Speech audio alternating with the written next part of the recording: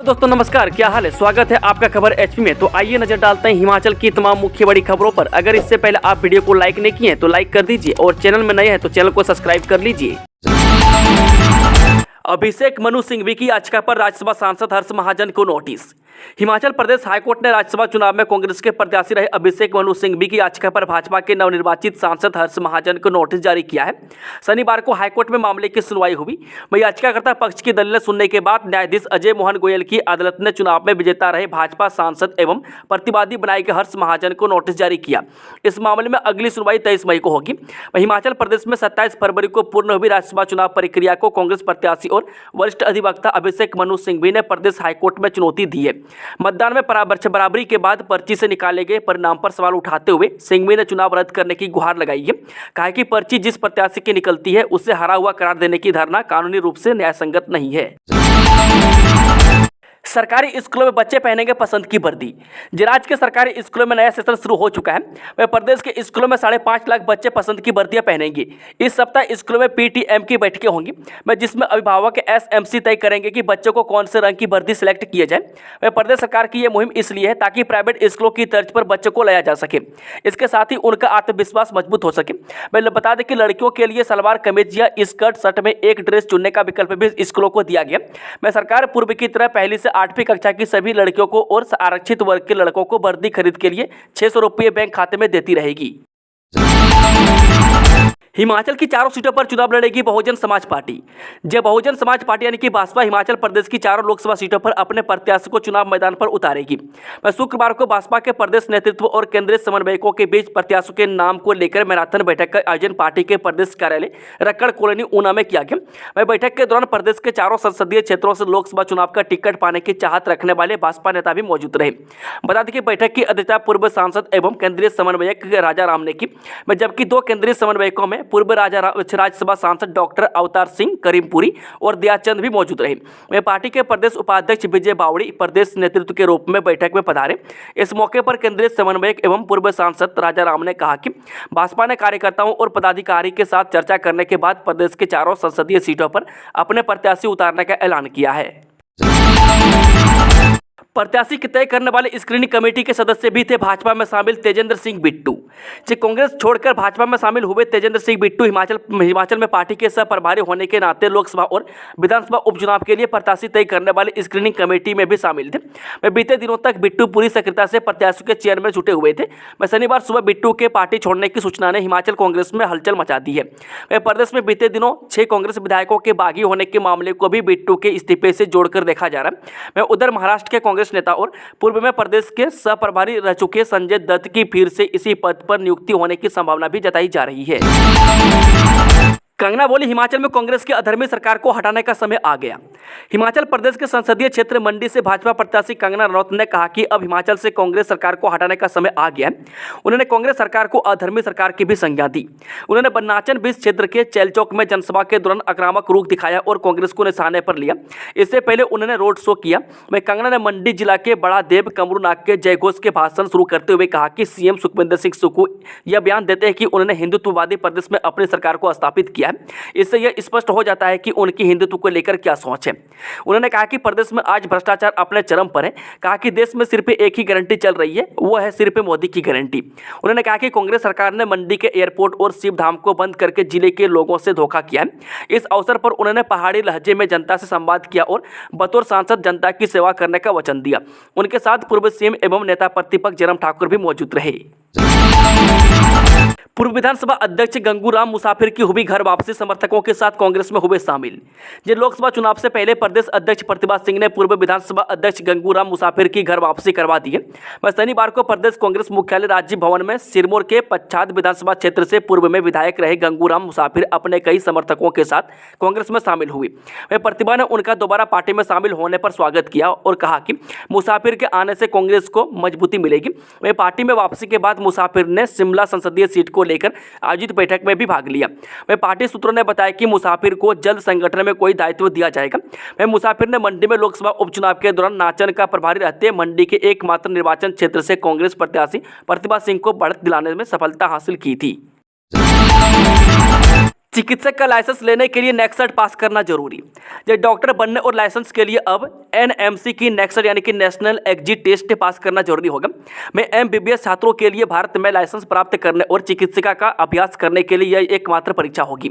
यह परीक्षा 2 चरणों में होगी। मैं इसमें उम्मीदवारों के सैद्धांतिक और व्यवहारिक ज्ञान दोनों की जाँच की जाएगी।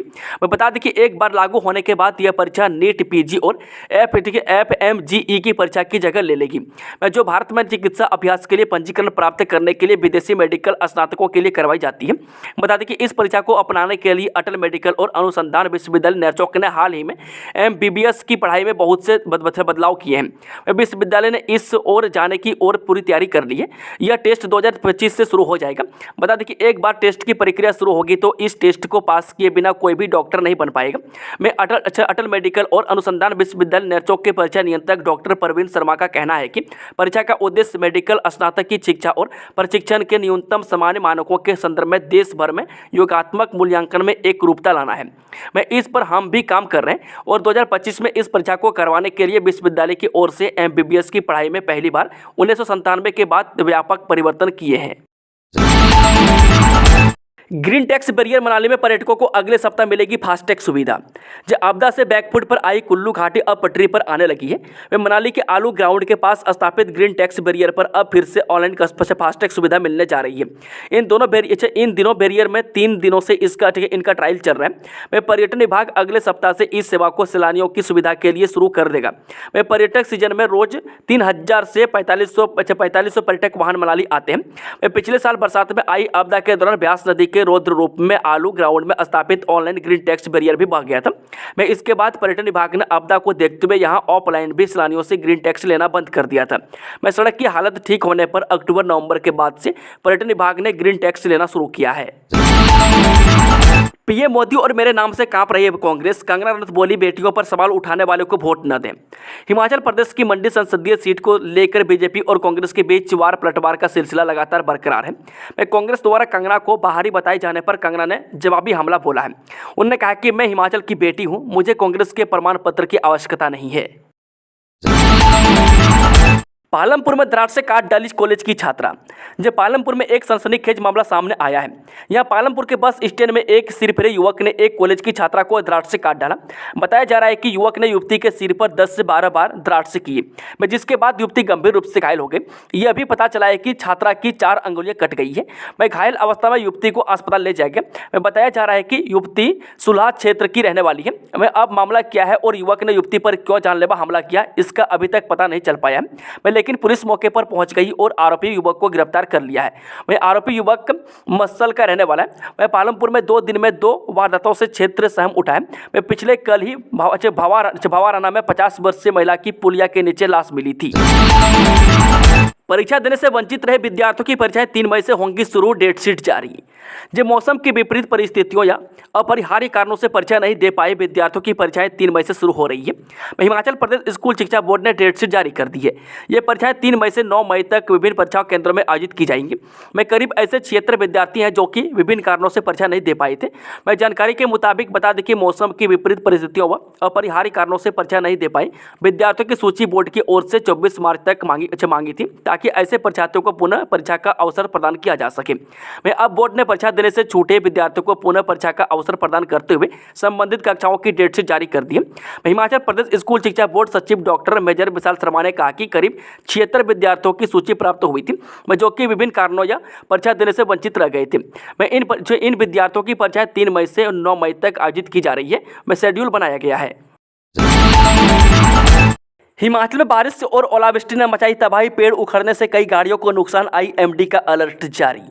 जब मनाली और शिमला जैसे प्रमुख पर्यटन स्थलों सहित हिमाचल प्रदेश के कई हिस्सों में शुक्रवार को बिजली गिरने के साथ बारिश और ओलावृष्टि हुई, जिसके परिणाम स्वरूप पेड़ उखड़ गए और वाहन क्षतिग्रस्त हो गए। अधिकारियों ने यह जानकारी देते हुए बताया कि मनाली में तेज हवाओं के कारण एक पेड़ उखड़ गया, जिससे 9 वाहन और भूतनाथ मंदिर के पास एक घर की छत क्षतिग्रस्त हो गई है। वाहन के अंदर बैठे एक व्यक्ति को चोटें आई और उसे स्थानीय अस्पताल ले जाया गया। शिमला और आसपास के इलाकों में बिजली और ओलावृष्टि के साथ रुक रुक कर बारिश हुई है और आसमान में में काले बादल छाए गए, जिससे दृश्यता कुछ मीटर तक कम हो गई।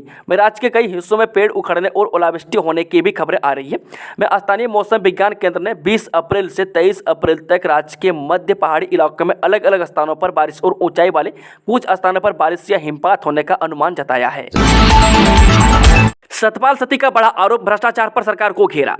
जब बीजेपी के पूर्व प्रदेशाध्यक्ष एवं ऊना के विधायक सतपाल सिंह सत्ती ने प्रदेश कांग्रेस और प्रदेश सरकार पर पत्रकार वार्ता के दौरान जमकर निशाना साधा। उन्होंने कहा कि हिमाचल प्रदेश सहित पूरे भारत में कांग्रेस एक डूबता जहाज बनकर रह चुकी है और इस जहाज से अब हर कोई उतरने का प्रयास कर रहा है। हिमाचल प्रदेश में कांग्रेस की बदहाली का आलम यह है कि पार्टी के बड़े नेता लोकसभा चुनाव लड़ने से किनारा कर रहे हैं। जिनके नाम की चर्चा चल रही है वह या तो हाईकमान को पत्र लिखकर ऐतराज जता रहे हैं या फिर खुद की बयान जारी करके अपने आप को लोकसभा चुनाव से अलग करने में लगे हैं। आईपीएल मैच के लिए धर्मशाला तैयार, 5 से 9 मई को खेले जाएंगे मुकाबले। धर्मशाला क्रिकेट स्टेडियम में 5 तथा 9 मई को प्रस्तावित आईपीएल क्रिकेट मैच के प्रबंधों को लेकर जिला प्रशासन तथा एचपीसीए के अधिकारियों के बीच शनिवार को क्रिकेट स्टेडियम में बैठक का आयोजन किया गया। बैठक की अध्यक्षता करते हुए डीसी हेमराज वर्मा ने बताया कि 5 मई को पंजाब किंग्स बनाम चेन्नई सुपर किंग्स तथा 9 मई को पंजाब किंग्स बनाम रॉयल चैलेंजर बेंगलुरु के बीच आईपीएल T20 मैच प्रस्तावित है। उन्होंने मैच के दौरान खिलाड़ियों तथा दर्शकों को बेहतर सुविधाएं उपलब्ध करवाने के लिए पुख्ता कदम उठाने के निर्देश दिए गए। वहीं आयोजन के संदर्भ में कानून, यातायात एवं पार्किंग व्यवस्था, स्वास्थ्य सेवाएं, विद्युत एवं पेयजल आपूर्ति, सड़कों की मरम्मत, शहर की साफ सफाई तथा अग्निशमन सेवाओं इत्यादि सहित अन्य संबंधित तैयारियों का जायजा लिया और इस बारे में आवश्यक दिशा निर्देश दिए। उन्होंने संबंधित विभागों को मैच के आयोजन से जुड़ी सभी आवश्यक तैयारियां समय रहते पूरा करने के निर्देश दिए हैं। पुलिस विभाग को आईपीएल मैच के दौरान कानून एवं सुरक्षा व्यवस्था के पुख्ता प्रबंध सुनिश्चित बनाने के निर्देश दिए गए। उन्होंने लोक निर्माण विभाग को धर्मशाला के आसपास के क्षेत्र में मुरम्मत योग्य सड़कों का कार्य शीघ्र पूरा करने को कहा गया है। बिस्तर में आग लगने से जिंदा जला व्यक्ति बंजार का है मामला। जिला कुल्लू के बाटाहाड़ में एक व्यक्ति के बिस्तर में आग लगने से जिंदा जल गया। घटना शुक्रवार देर रात की है। आग लगने के कारणों का अभी पता नहीं लगा। मृतक की पहचान बंजार के बाटाहाड़ निवासी 42 वर्षीय जीवन लाल के रूप में हुई है। वहीं पुलिस ने सबको कब्जे में लेकर पोस्टमार्टम के लिए बंजार अस्पताल भेज दिया है। ग्राम पंचायत मसीयर की प्रधान संता देवी का कहना है कि जीवन लाल की मौत का सुबह पता चला कि व्यक्ति अपने कमरे में अकेला सोया हुआ था। मामले की पुष्टि एसपी कुल्लू डॉक्टर कार्तिकेयन ने की है। कांगना के रोड शो में फिसला जयराम ठाकुर का पैर, सड़क पर गिरे, धड़ाम सुरक्षा कर्मियों ने उठाया। हिमाचल की हॉट सीट मंडी से भाजपा प्रत्याशी कंगना रनौत इन तीनों जन संपर्क अभियान पर है। इसी कड़ी में आज वो मंडी जिले के नाचन विधानसभा पहुंची, जहां कंगना ने पूर्व सीएम जयराम ठाकुर और नाचन विधायक विनोद कुमार के साथ नाचन में रोड शो किया। रोड शो के दौरान कंगना के साथ जयराम ठाकुर भी पैदल चल रहे थे। तभी अचानक उनका पैर फिसल गया और वे जमीन पर गिर गए। हालांकि इस दौरान उन्हें ज्यादा चोट नहीं आई है और सुरक्षा कर्मियों ने उन्हें उठा लिया। नाचन में रोड शो के दौरान भाजपा कार्यकर्ताओं ने कंगना रनौत का भव्य स्वागत किया। नेता प्रतिपक्ष जयराम ठाकुर भी इस दौरान मौजूद रहे। कंगना के शो के दौरान सुरक्षा बेहद सख्त नजर आई है। इस रोड शो के दौरान कंगना के साथ पैदल चलते वक्त जयराम ठाकुर फिसलकर नीचे गिर पड़े। वहीं स्थानीय विधायक विनोद कुमार कंगना के साथ साथ चलने के लिए सुरक्षा घेरे के बीच छटपटाते हुए नजर आए। ब्यास नदी में पलटी शादी समारोह में जा रहे दंपति की नाव, पति की मौत, पत्नी को रेस्क्यू। मंडी सदर उपमंडल के तरनो गांव में शुक्रवार शाम को एक दुखद घटना हुई, जिससे ब्यास नदी को पार करते हुए टायर की ट्यूब से बनी नाव पलट गई। इस दौरान नाव में सवार पति पत्नी नाले में डूब गए। हादसे में पति की मौत हो गई, जबकि पत्नी को स्थानीय लोगों ने रेस्क्यू कर बचा लिया है। दंपति नदी को पार करके तरनो गांव के चरोगी गांव में शादी समारोह में शामिल होने जा रहे थे। पुलिस ने सबको कब्जे में ले लिया है, जबकि पोस्टमार्टम शनिवार को होगा। वहीं पत्नी की हालत स्थिर बताई जा रही है। सुंदरनगर के जडोल में वोल्वो और ट्रक की टक्कर, आधा दर्जन यात्री घायल। चंडीगढ़ मनाली हाईवे पर सुंदरनगर के जडोल में सड़क पर शनिवार सुबह बेल को बचाते हुए वोल्वो बस ट्रक के साथ जा टकराई। इस हादसे में वोल्वो में सवार करीब आधा दर्जन सवारियों को चोटें आई है। हादसे में वोल्वो और ट्रक चालक भी घायल हुए हैं। घायलों का उपचार नागरिक अस्पताल में करवाया गया। सुंदरनगर थाना में हादसे को लेकर प्राथमिकी दर्ज कर जाँच शुरू कर दी गई है। जानकारी के अनुसार शनिवार सुबह करीब 6 बजे दिल्ली से मनाली जा रही वोल्वो बस जब सुंदरनगर के जडोल पहुंची तो सड़क पर बेल को बचाते हुए तेज रफ्तार में अनियंत्रित होकर बिलासपुर की ओर जा रहे भारी ट्रक के साथ जा टकराई। मैं इस टक्कर में वोल्वो में सवार करीब आधा दर्जन सवारियों घायल हो गई है। मैं हादसे की जानकारी मिलते ही स्थानीय लोगों ने मौके पर पहुंचकर घायलों को उपचार के लिए सुंदरनगर के नागरिक अस्पताल में पहुंचाया। मैं हादसे की सूचना मिलने पर सुंदरनगर थाना के तहत डेहर पुलिस चौकी का दल मौके पर पहुंचकर जांच में जुट गई। मैं डीएसपी भरत भूषण ने बताया कि हादसे को लेकर जांच शुरू कर दी गई है और घायलों का उपचार सुंदरनगर के नागरिक अस्पताल में कराया गया है। एवरेस्ट फतह के लिए निकली मनाली की रमा बेस कैंप पहुंची। जे पर्वतारोहण के क्षेत्र में कई सफलताएं हासिल कर चुकी मनाली की रमा ठाकुर माउंट एवरेस्ट को फतह करने निकल गई है। वही रमा ने पर्वतारोहण शुरू कर दिया है, वह बेस कैंप पहुंच गई है। इसके बाद वह एवरेस्ट की ओर कदम बढ़ाएंगी। वही रमा ठाकुर अपने सभी प्रयासों के बावजूद माउंट एवरेस्ट पर चढ़ाई के लिए नेपाल सरकार को रॉयल्टी के रूप में दी जाने वाली 23 लाख की रकम नहीं जुटा पाई थी। वह उसने सामाजिक संस्थाओं से भी मदद की गुहार लगाई थी। इसके बाद वह एवरेस्ट फतह करने निकल गई है। सीएम सुक्खू बोले, पार्टी से दगा करने वाले नेता कभी जीत नहीं पाएंगे, भाजपा नेताओं ने रुकवाई मदद। जी मुख्यमंत्री सुखविंदर सुक्खू ने कहा है कि भाजपा नेताओं ने सिर्फ हिमाचल प्रदेश को मिलने वाली मदद को रुकवाने का काम किया है। वह पहले तो आपदा के दौरान केंद्र सरकार से हिमाचल की सहायता रोकी गई, वह फिर पुरानी पेंशन बहाल करने पर प्रदेश को मिलने वाली ग्रांट रुकवाई। अब महिलाओं को हर महीने इंदिरा गांधी प्यारी बहना सुख सम्मान योजना के तहत मिलने वाली 1500 रुपये को रुकवाया जा रहा है। उन्होंने कहा कि इस बात की खुशी है कि राज्य निर्वाचन आयोग ने महिलाओं को फॉर्म भरने की अनुमति दी है। उन्होंने कहा कि पार्टी से दगा करने वाले कोई भी नेता अब कभी जीत नहीं पाएगा। मैं शनिवार को प्रदेश कांग्रेस मुख्यालय राजीव भवन शिमला में शिमला संसदीय सीट को लेकर आयोजित बैठक में पहुंचे मुख्यमंत्री ने मीडिया से बातचीत में कहा कि केंद्र सरकार की किसान सम्मान निधि योजना की तरह हिमाचल में भी प्यारी बहना योजना के तहत महिलाओं को धनराशि जारी करने की मंजूरी मिलनी चाहिए। रेड क्रॉस ने छात्राओं को बांटे ट्रैक सूट।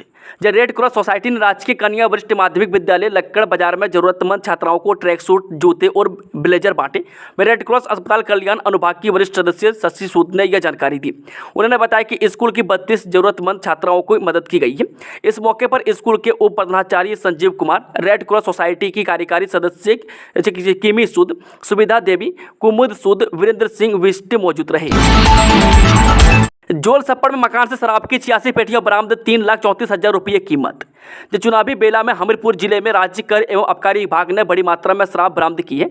विभाग की टीम ने शुक्रवार रात को एक गुप्त में पुख्ता सूचना के आधार पर जोल सप्पड़ क्षेत्र के एक मकान में छापा मारकर अवैध शराब की 86 पेटियां बरामद की है। विभाग के उप आयुक्त वरुण कटोच ने कहा कि इस अवैध शराब की कीमत लगभग 3,34,000 रुपये है। उन्होंने कहा कि विभाग के सहायक आयुक्त डॉक्टर नवल, कर एवं आबकारी अधिकारी नितिन गुप्ता, नीरज गोयल और सुनील राणा, सहायक कर एवं आबकारी अधिकारी सृष्टि ठाकुर और रवीना ठाकुर की टीम ने यह अवैध शराब पकड़ी।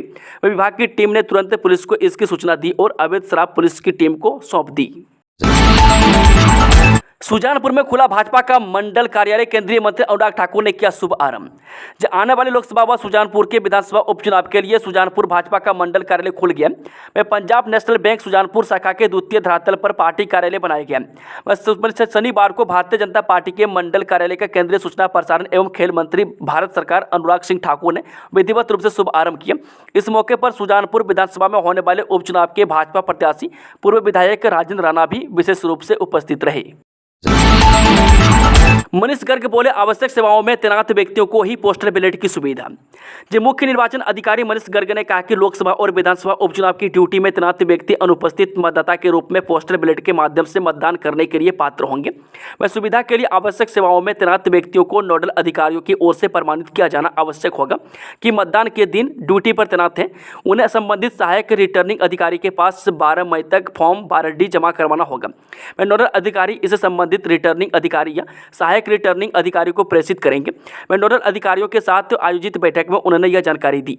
मुख्य निर्वाचन अधिकारी ने कहा कि अनुपस्थित मतदाताओं को फॉर्म पर हस्ताक्षर और मोबाइल नंबर लिखना अनिवार्य होगा। सिस्सू में भूस्खलन से सामरिक महत्व का मनाली ले मार्ग बंद। जो बारिश और बर्फबारी के कारण सामरिक महत्व का मनाली ले मार्ग सिस्सू के पास हुए भूस्खलन होने से अवरुद्ध हो गया। मैं शुक्रवार रात को पहाड़ी में हुए भूस्खलन से हाईवे 3 का हिस्सा भी बह गया है। ऐसे में सैलानी और सपाटे के लिए सिस्सू नहीं जा सकेंगे। वहीं घाटी में रुके पर्यटक भी घाटी में फंस गए हैं। इसके अलावा कुल्लू, केलांग व उदयपुर के बीच चलने वाली निगम बसों के पहिए भी थम गए हैं। मैं घाटी में शुक्रवार रात को ताजा बर्फबारी से लाहौल की वादियों के साथ रोहतांग दर्रा, सिंकुला, बारालाचा व कुंजुम दर्रा में 15 से 20 सेंटीमीटर तक बर्फबारी की सूचना है। मैं एसपी केलांग मयंक चौधरी ने कहा कि सीमा सड़क संगठन सिस्सू में हाईवे को दुरुस्त करने में जुट गया है। गहरी खाई में गिरी कार, उप प्रधान सहित 2 की मौत। जिस सलोनी उपमंडल के चकोली ढाला लाहरा मार्ग पर ऑल्टो कार के गहरी खाई में गिरने से सवार 2 लोगों की मौके पर ही मौत हो गई, जबकि एक अन्य गंभीर रूप से घायल हो गए। मृतकों में खड़जोता पंचायत का उप प्रधान भी शामिल है। दुर्घटना में गंभीर रूप से घायल को सिविल अस्पताल चिकिहार में प्राथमिक उपचार के बाद मेडिकल कॉलेज चंबा रेफर कर दिया गया है। पुलिस ने दुर्घटना में मारे गए लोगों के शवों का पोस्टमार्टम करवाकर परिजनों को सौंप दिए। पुलिस ने मामला दर्ज कर दुर्घटना के विस्तृत कारणों की जांच आरंभ कर दी है। जानकारी के अनुसार बता दें कि शुक्रवार रात लाहरा से ढाला की ओर जा रही ऑल्टो कार लाहरा 0 पॉइंट के समीप अनियंत्रित होकर गहरी खाई में जा गिरी।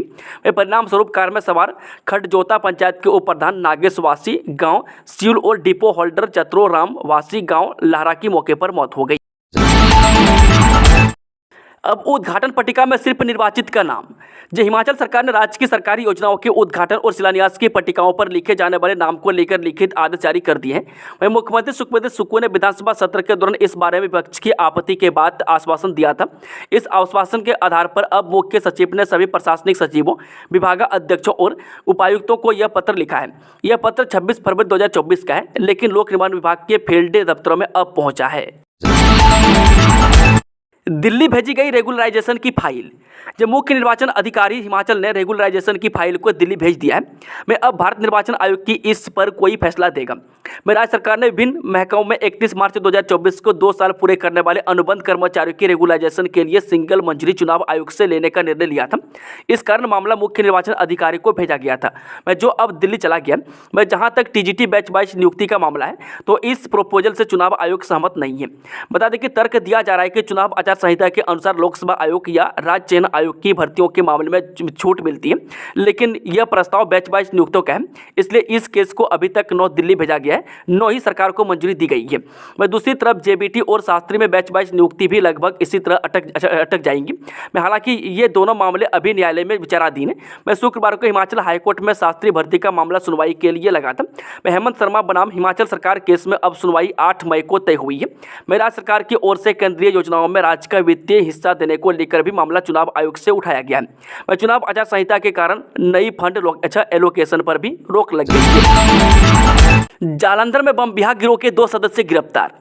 पंजाब के जालंधर में पुलिस ने बम विहार गिरोह के 2 सदस्यों की गिरफ्तारी और उनके पास से 3 पिस्तौल और 1 किलोग्राम अफीम की बरामदगी के साथ योजनाबद्ध एवं लक्षित हत्याओं की उनकी योजनाओं को विफल कर दिया है। पुलिस आयुक्त स्वपन शर्मा ने शुक्रवार को बताया कि पुलिस को खुफिया सूचना मिली थी कि बम विहार गिरोह के प्रति निष्ठा रखने वाले 2 खूंखार बदमाश अपने प्रतिद्वंदी गिरोह के सदस्यों को मारने की योजना बना रहे हैं और शहर में सक्रिय हैं। उन्होंने कहा कि इस योजना के आधार पर पुलिस ने अनिल कुमार उर्फ रॉकी पुत्र धर्मचंद निवासी कबीर नगर को पकड़ा और उसके पास से एक 32 बोर पिस्तौल, 1 मैगजीन और 3 कारतूस बरामद किए।